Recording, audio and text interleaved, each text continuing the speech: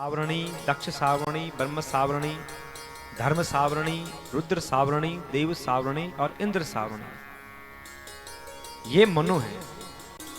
मनु, मनुपुत्र, सप्तऋषि और देवता, इन सबको नियुक्त करने वाले स्वयं भगवान हैं। भगवान इन्हें नियुक्त करते हैं। और चतुर्युगी के अंत में जब श्रुतियां समय के फेर से नष्ट हो जाती है तो फिर क्या होता है, सप्तऋषि ये क्या करते हैं, ये अपनी तपस्या के द्वारा पुनः उनका साक्षात्कार करते हैं, उनका अध्ययन करते हैं और उन श्रुतियों से ही सनातन धर्म की रक्षा होती है। सनातन धर्म की रक्षा कब होती है, जब हम अध्ययन करते हैं, जब हम अपने धर्म ग्रंथों को पढ़ते हैं, शास्त्रों को पढ़ते हैं, तब जाकर के सनातन की रक्षा होती है। हे राजन, मनुओं में दूसरे मनु हुए हैं स्वारोचित। उस मनवंतर में वेद शिरा ऋषि की पत्नी तुषिता के गर्भ से भगवान ने अवतार ग्रहण किया और विभु नाम से भगवान प्रसिद्ध होते हैं। और तीसरे मनु जिनका नाम उत्तम, उस समय धर्म की पत्नी सुनिरता के गर्भ से भगवान सत्यसेन नाम से अवतार ग्रहण करते हैं।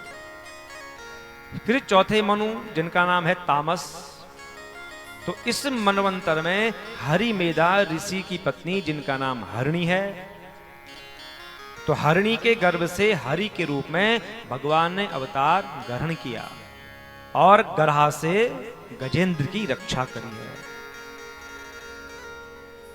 मगरमच्छ से हाथी को बचाया है।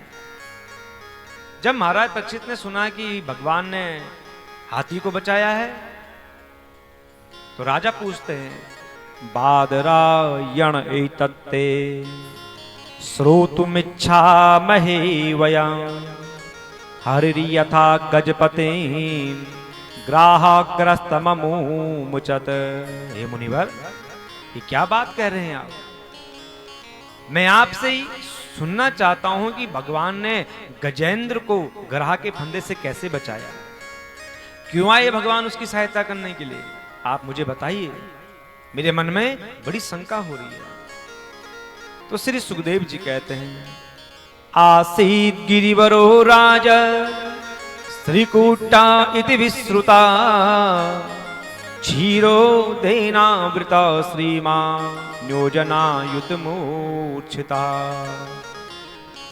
परीक्षित, क्षीर सागर में त्रिकूट नामक एक प्रसिद्ध सुंदर पर्वत था और वहां पर महात्मा वरुण का एक उद्यान भी था।